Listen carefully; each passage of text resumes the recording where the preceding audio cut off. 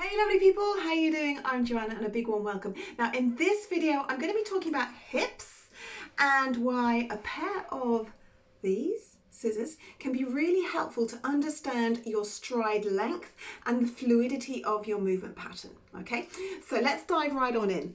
Now during lockdown number 2 here in the UK, I have been teaching live my instant body booster 12:30 on a Monday and a Wednesday and a Friday, and each week I've actually taken a particular theme which is going to totally complement the WalkActive system. So WalkActive is a scientifically proven effective walking system that really helps you look and feel and perform better with every single step you take. So your walking becomes dynamic, it becomes effective, and really has a positive impact on your cognitive well-being, your physical well-being, and your mental well-being.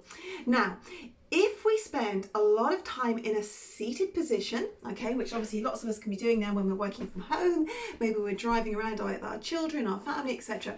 When we're in a seated position, it creates a situation whereby the hip flexors get quite tight, the lower back muscles can become quite compressed, the head can be coming quite forward, and those implications together with stiff ankles, because we tend to get a little bit restricted in that position, mean that we can often maybe have a less than optimum movement quality. So when we actually walk, we may not necessarily feel so agile, we may feel a little bit stiff, our stride length may be a bit shorter. It also means that we may be setting ourselves up for potential sort of discomfort in our shoulders, maybe niggles in the lower back, or maybe discomfort in the actual knee because the tracking's not right from the foot coming up. So all of these things are a kind of a consequence of the lifestyle choices that we have, or things that we're actually faced with and what we have to deal with right now. And what we're trying to do is maybe make the best of what we have within our bodies and our lives, because you only have one body.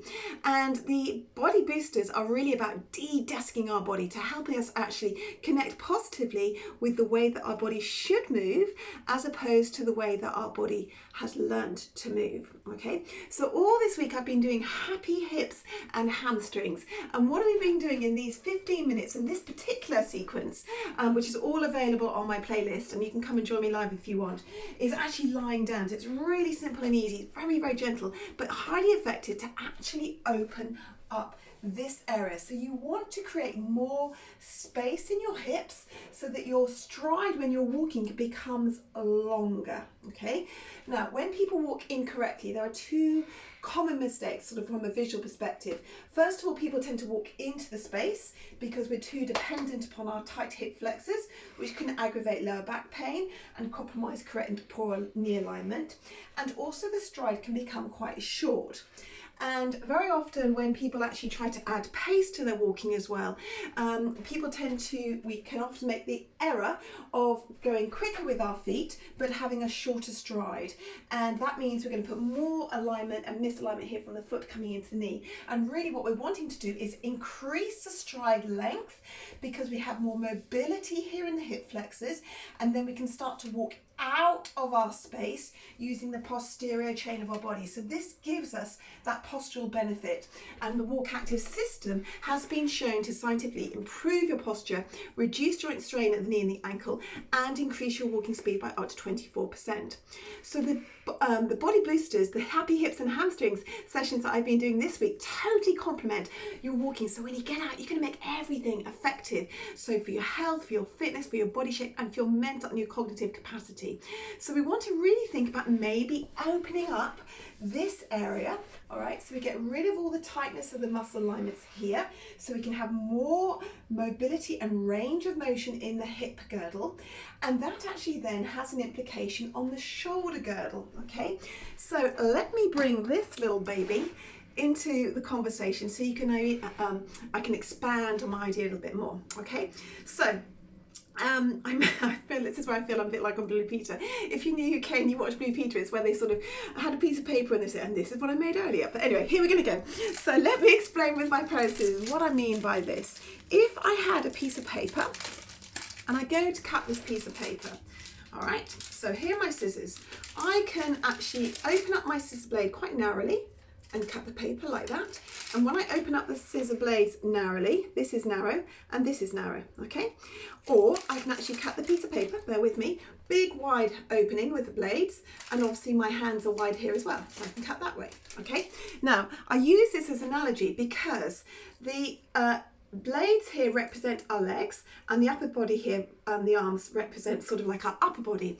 So if we are tight in the pelvis, our stride can become quite short. We put more pressure on the pelvis and more pressure on the hips.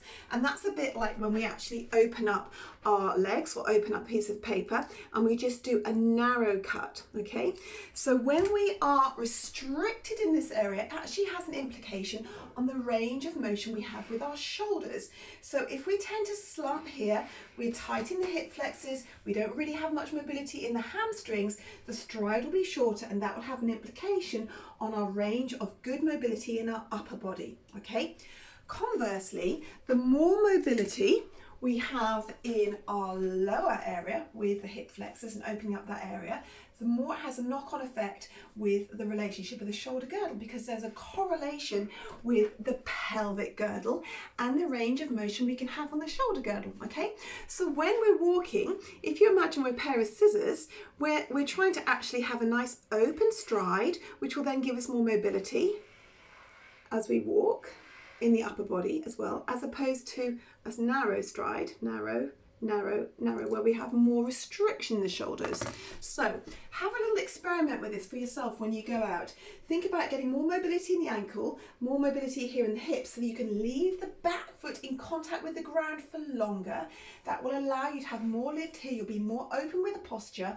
And as you have more mobility in the pelvis, you'll also find it has a knock-on effect on the range of motion that you can have in the shoulder girdle. So notice that my hips are staying steady, but it's my upper body that's having this rotation. And that's a really important quality, because the spine is designed to flex, extend, rotate from the pelvis, but the pelvis stays stilly, so we can really get lovely rotation and oblique and the abdominals working as we start to take each step.